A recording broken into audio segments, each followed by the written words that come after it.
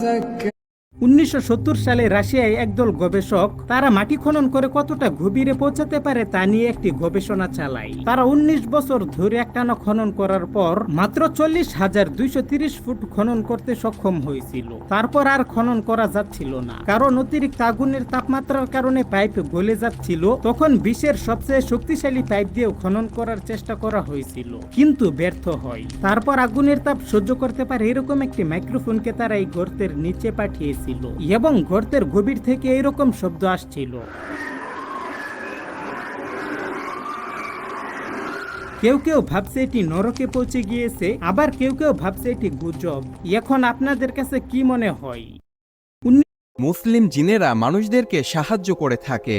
এক হাদিস থেকে পাওয়া যায় কিছু সংখ্যক মানুষ মক্কা যাওয়ার উদ্দেশ্যে রওনা দেয়, তবে তারা মাঝপথে মরুভূমি অঞ্চলে রাস্তা হারিয়ে ফেলে। তারা রাস্তা খুঁজতে খুঁজতে দিশেহারা হয়ে যায়, তাদের কাছে থাকা পানি খাবার সবকিছুই শেষ হয়ে যায়। তারা রাস্তা হারিয়ে ফেলে মনে করে তাদের মৃত্যু নিশ্চিত, তাই তারা সাদা কাফন পরে একটি গাছের নিচে মৃত্যুর জন্য শুয়ে পড়ে। ঠিক তখনই সেই গাছ থেকে এক মুসলিম জিন নেমে আসে, এসে তাদেরকে বলল, আমি রাসূল সাল্লাল্লাহু আলাইহি ওয়াসাল্লামকে বলতে শুনেছি এক মুসলিম আরেক মুসলিমের ভাই, তাই আমি তোমাদেরকে সাহায্য করতে এসেছি। তোমরা এই দিকে সামনে এগিয়ে যাও, তাহলে তোমরা পানি খুঁজে পাবে, আর এই দিকে আগালে তোমরা মক্কা যাওয়ার পথ খুঁজে পাবে।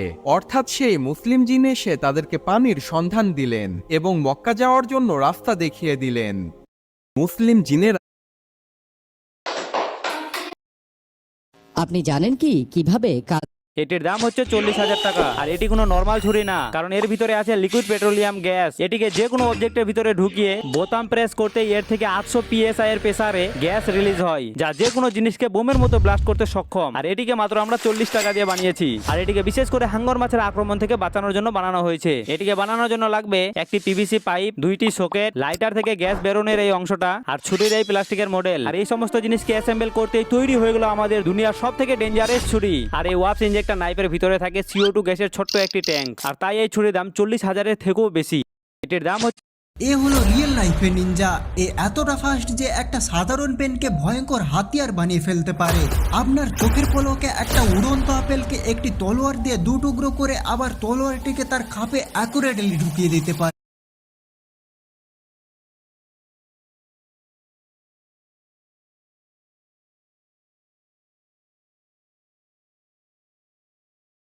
এটা এত ফাস্ট করে যে এটার জন্য এর গিনেস বুক অফ ওয়ার্ল্ড রেকর্ডও রয়েছে। এর ভিডিও দেখে চায়নার পুলিশও খুবই ইমপ্রেসড হয়ে গেছে।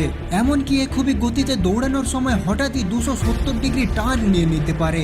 এর চোখের দৃষ্টি এতটাই ইমপ্রেসিভ যে নিজের দিকে গতিতে ছুটে আসা তীরকে 2 ভাগে কেটে ফেলতে পারে।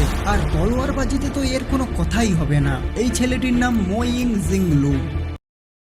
আপনি কি জানেন একটি পারমাণবিক বোমা কিভাবে কাজ করে? এটি কিভাবে কাজ করে তা বোঝার জন্য আসুন আমরা 1945 সালে নাগাসাকিতে ফেলে দেওয়া ফ্যাটম্যান বোমার ওয়ার্কিং দেখি। এই পারমাণবিক বোমাটিতে 6.2 কেজি ওজনের একটি প্লুটোনিয়াম বল থাকে, যা প্রায় 4 ইঞ্চি থেকে একটু বড়, যাকে কম্প্রেস করতে হয়। কিন্তু সমস্যা হলো এর রিঅ্যাকশন শুরু করার জন্য প্রায় 3 লক্ষ অ্যাটমসফিয়ার প্রেসার প্রয়োজন, যা প্রায় 5 লক্ষ হাতির ওজনের প্রেসারের সমান। এই এত পরিমাণ প্রেসার তৈরি করার জন্য প্লুটোনিয়াম বলটিতে প্রচুর পরিমাণে RDX এবং সায়ানাইডের অনেক লেয়ার দেওয়া হয়। পারমাণবিক বোমা শুরু করার জন্য প্রথমে 5000 ভোল্টের একটি কারেন্ট ডেটোনেটরের কাছে পাঠানো হয় এবং এই হাই ভোল্টেজ কারেন্টের জন্য এর মধ্যে 32টি স্পার্ক তৈরি হয়। এরপর পারমাণবিক বোমার বাইরের মোটা স্তরটি শক ওয়েভকে ভিতরের দিকে কম্প্রেস করতে শুরু করে। এই শক ওয়েভটি অ্যালুমিনিয়ামের মধ্য দিয়ে যাওয়ার সময় প্লুটোনিয়ামকে কম্প্রেস করে, যার ফলে একটি চেইন রিঅ্যাকশন শুরু হয়ে যায় এবং তারপর এটি যেখানেই ফেলে দেওয়া হয় সেখানে একটি প্রচন্ড বিস্ফোরণ হয় এবং মুহূর্তেই সেই জায়গা ধ্বংস করে দেয়। এই ধরনের সায়েন্স রিলেটেড আরো ভিডিওর জন্য এখনই সাবস্ক্রাইব করুন। আপনি কি জানেন একটি পারমাণবিক বোমা কিভাবে কাজ করে? এটি কিভাবে কাজ করে তা বোঝার জন্য যার মনের মধ্যে